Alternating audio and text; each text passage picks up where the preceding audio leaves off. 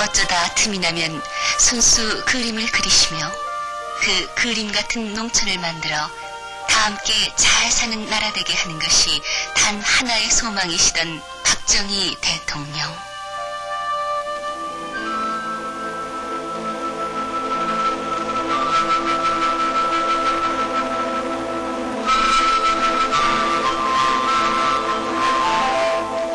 논두렁에 앉으면 농부가 되어 살고 미역밭에 가면 어부가 되어주던 박정희 대통령. 그 인정 많으신 마음을 아프게 한 것은 농어촌 고리채였습니다. 전국토의 22%밖에 안 되는 농토. 그나마 겨울에는 할 일이 없어 화투나 치고 술이나 일 삼다 보니 춘궁기에는 장리곡으로 연명을 해야 하는 딱한 농촌이었습니다. 농민의 80%가 고리채에 허덕였습니다. 숙명처럼 평생을 끌어안고 살다가 후손에게 물려주던 슬픈 유산. 박 대통령께서는 이 한많은 고리채를 탕감하여 농어민들을 빚에서 풀려나게 했습니다.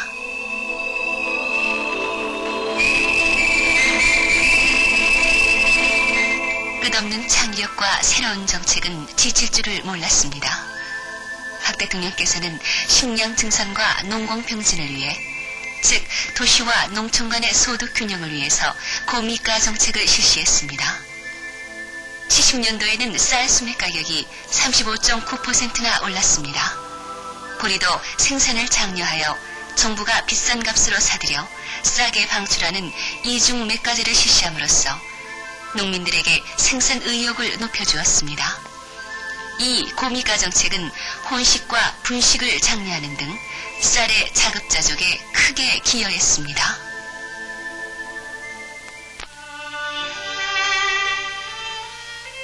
한 곱이 넘으면 또 한 곱이 닥치는 인생살이는 잘 살아보려고 몸부림치는 박 대통령과 우리 농어민에게 또 한 차례 시련을 내렸습니다. 63년 6월 영남 일대에는 논바닥이 거북이 등처럼 갈라져 목이 말라 탔습니다. 박정희 대통령은 이 대자연의 횡포 앞에 의연히 맞섰습니다. 지표수와 지하수를 최대한으로 개발하여 비닐호스로 물을 공급하라고 지시했습니다. 물론 영남북 일대의 농업용수개발 기본조사를 지시하고 이어서 전국적으로 그 조사가 전개되었습니다. 이 땅에서 가난과 한을 몰아내어야 하듯이 가뭄을 몰아내어야 한다며 농업용수개발지침 22호와 23호를 선포했습니다. 박 대통령께서는 지역에 따라서는 지하 수십 미터 아래로 풍부한 지하수가 있다는 것을 역설하면서 영남북 일대에 농업용수개발 기본조사를 지시하셨습니다. 그리고 양수장, 호, 저수지의 순으로 개발 우선순위를 정하고 총 단면적의 85%를 수리 안전답화하는 것을 목표로 삼았습니다. 이 농업용수 개발을 위해 대일 청구권 자금을 활용하는 등 지하수 개발에 쏟은 박 대통령의 뜨거운 집념은 끝내 전천후 영농의 기초를 닦았습니다. 어려움이 닥칠 때마다 세종대왕의 한글 창제에 애족정신을 상기하며 고비를 넘긴다고 하는 박정희 대통령은 어느 날 수제마을인 청도마을에 들렀습니다. 수마가 휩쓸고 간 마을은 마을 사람들의 협동정신 덕분으로 말끔하게 본래의 모습을 되찾고 있었습니다. 박 대통령께서는 청도마을의 그러한 정신을 온 국민의 정신적인 거울로 삼을 것을 결심했습니다. 서울로 돌아온 박 대통령께서는 긴급 지방장관회의를 열고 역사적인 새마을운동을 선포했습니다. 발상에서부터 실행 과정에 이르기까지 하나하나 몸소 계획하고 연구하였던 새마을운동은 박정희 대통령의 농촌 부흥을 위한 신앙이 되어 삼천리 방방곡곡에 메아리 쳤습니다.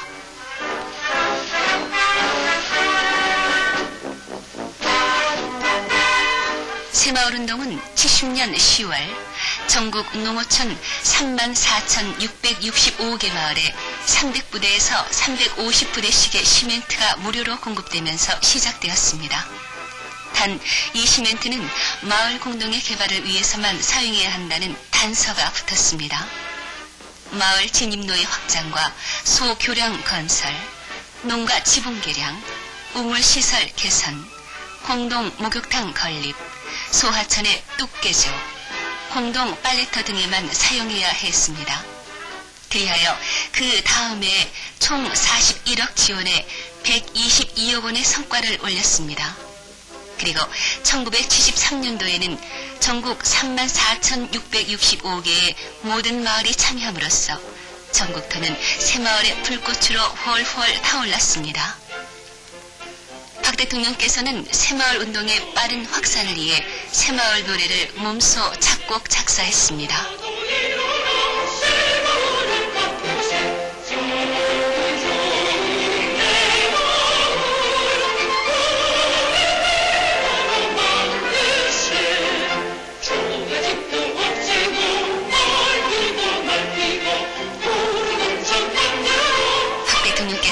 몸소 만드신 이 노래는 온 국민이 다 함께 즐겨 부를 때마다 가난이 물러가고 희망이 넘쳤습니다. 어린이도 노인도 쉽게 부르도록 작곡 작사된 이 새마을 노래는 시름도 좌절도 모두 거두어서 아름다운 고향 산천 복짓는 소리 되어 가슴마다 마을마다 메아리 쳤습니다.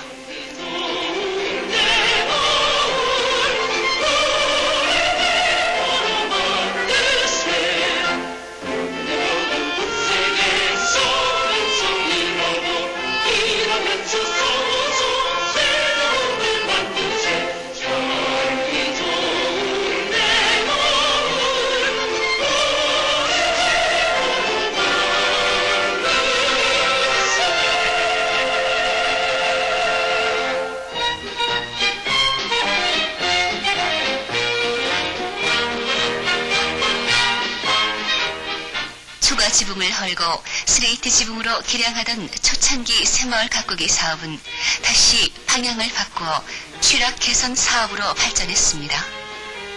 농촌 사람들도 양옥집에서 살게 하는 농촌이 되어야 한다면서 취락 개선 사업을 서두르시던 박정희 대통령.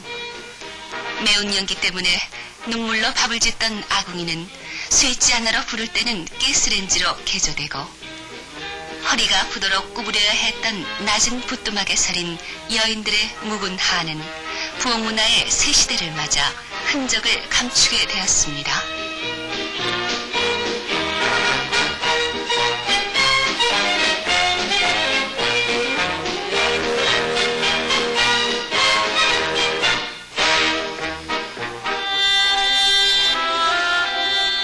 박 대통령께서는 농촌 부녀자들을 앞장세워서 아직도 정신을 못 차리는 남정네들의 애달픈 생활 자세를 바로잡아야겠다고 작정하셨습니다.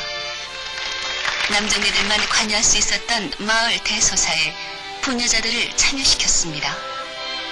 마을의 노인들과 한편이 된 부녀회 회원들은 화투판을 단체로 기습하는 등 부녀자들이 앞장선 새마을 운동은 훨씬 뜨겁게 불길을 뿜었습니다. 절미운동과 저축운동으로 농촌 경제를 바로잡는 기수가 되었습니다.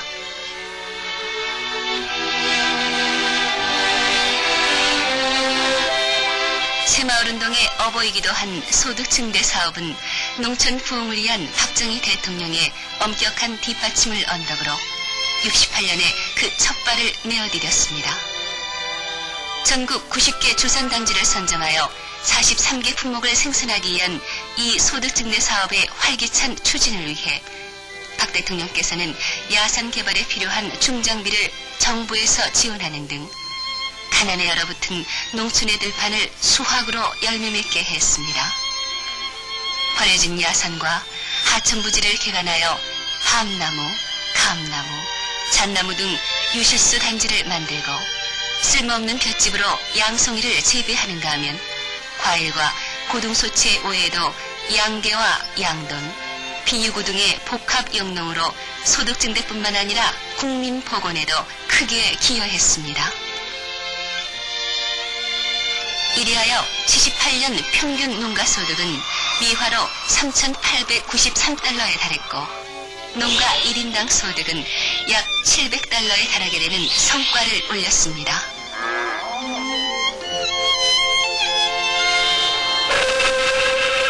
어느 날 경남 김해에 들렸던 박 대통령께서는 비닐하우스를 목격했습니다. 박 대통령께서는 농한기 없는 농촌을 만들기 위해서 그 비닐하우스 영농을 확산시킬 것을 결단했습니다. 그러나 영남 지방과 같이 기후가 온화한 지역은 어려움이 없었지만 문제는 중부지방과 경기도였습니다. 겨울에 영하 17, 8도를 오르내리는 추위 속에서는 비닐하우스 재배가 불가능했기 때문입니다. 박 대통령께서는 비닐하우스 재배의 유경험자를 선발하여 경기도 기흥지방에서 비닐하우스 재배가 가능하도록 당부했습니다. 숙식할 집과 농토까지 마련해주며 연구비를 아끼지 말고 어떤 일이 있어도 성공만 시키라고 당부했습니다. 대통령의 그러한 정성에 감동한 연구반들은 있는 지혜를 다 모은 결과 드디어 성공시켰습니다. 겨울이 되면 온 천지가 은색의 물결로 출렁이는 하얀 들판은 농촌 근대화로 가는 민족의 대행진이었습니다.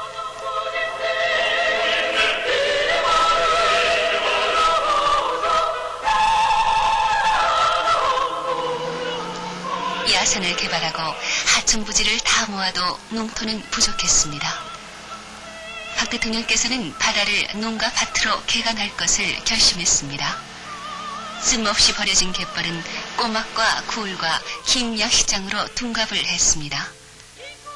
반만년의 긴 세월 고기잡이 나간 남편과 아들을 기다리며 수평선을 바라보며 단식이나 쏟아놓던 한우에 친 파도는 미역밭이 되어 수확의 기쁨이 주렁주렁 매달렸습니다. 그물만 던져두면 어느 사이 서식하는 전복과 소라와 해초들.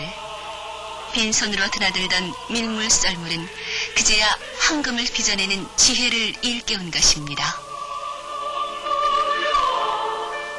바다 농사가 풍년이 들자 쏟아져 나오는 어패리와 미역, 김 등을 저장하는 과정이 숙제로 남았습니다. 박 대통령께서는 어촌에도 새마을 공장을 세워 공급되고 남은 어패류는 통조림을 만들어 수출할 수 있도록 길을 열어주었습니다. 어촌 부녀자들의 보람된 일터가 된 새마을 공장은 만선의 백고동 소리처럼 늘 기쁨이 가득했습니다. 이 새마을 공장도 농촌 소득증대 사업의 일환이었습니다. 주로 봉제, 통조림 등등 마을의 소득증대와 직결시켜 농한기를 없애기 위해 구상되었던 사업입니다. 박 대통령께서는 이 새마을 공장만은 적자가 나는 한이 있더라도 문을 닫는 일이 없어야 하며 만약에 적자가 날 경우 정부가 보조하여 모처럼 삶의 의욕을 되찾은 농어민의 사기를 꺾는 일이 없어야 한다고 각별히 관심을 쏟았습니다. 손으로 짜던 가마니를 기계로 짜게 되고 화문석도 기계로 엮음으로써 시간과 노동력을 절감함은 물론 대량 생산으로 인한 양산체제는 농촌의 농한기를 물리치고 수출에 보람에 젖는 신바람 나는 농촌으로 만들어 주었습니다. 그 밖에도 과잉 생산으로 인해 저장에 어려움을 겪는 고등소채와 과일 등도 이 공장에서 통조림화되어 저장에 어려움을 덜어주었습니다. 이리하여 울며 식무살이 떠났던 금순이도 무작정 상용한 점순이도 돌아와서 온 식구 한데 모여 살 수 있는 보금자리 되게 하는 새마을 공장이었습니다.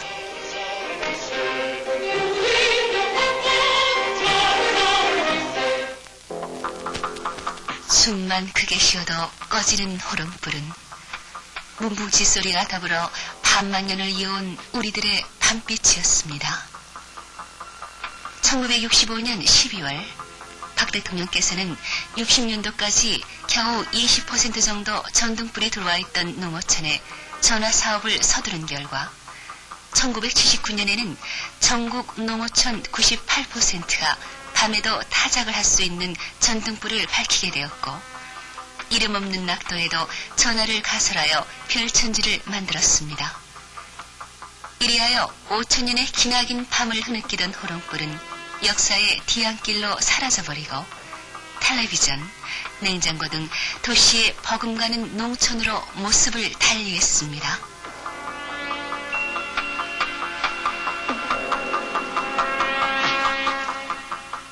봄바람이 불어오면 모진 추위가 녹아내리듯 박정희 대통령의 발걸음이 닿는 땅엔 희망이 넘치고 소망이 연그렀습니다. 박 대통령께서는 영농의 과학화를 위해 경지 작업을 서둘렀습니다. 이 경지 작업은 비능률적인 재래식 영농법에서 탈피하는 농촌 근대화의 지름길이었기 때문입니다.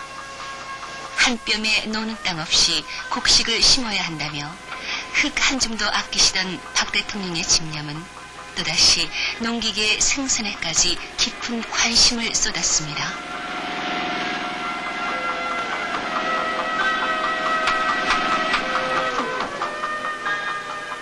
부엌칼이나 구워내고 삽이나 만들어내는 것이 고작이던 대장간이 아닌 대규모의 농기계 공장에서 경운기를 비롯한 이양기, 분무기, 콤바인 등 순 우리 기술로 농기구를 만들어서 해외 시장으로 수출까지 하리라고는 꿈에도 생각할 수 없었습니다. 특히 경운기는 밭갈이, 물건 나르기 등 12가지의 기능을 갖춘 편리한 농기구로 농촌 경제를 기름지게 하는데 큰 몫을 했습니다. 도리깨와 낫과 괭이와 일소가 농기구였던 우리가 아닙니까? 동력이 밝기도 전에 이슬 깔고 김을 메어도 한리랑은 아득히 남고 짧은 해는 서산에 기우는데 젖먹이의 울음소리에 가슴 조이던 촌부의 심정이 가슴 아파 기계로 농사짓는 세상을 만들자며 그리도 애쓰시던 고마운 대통령.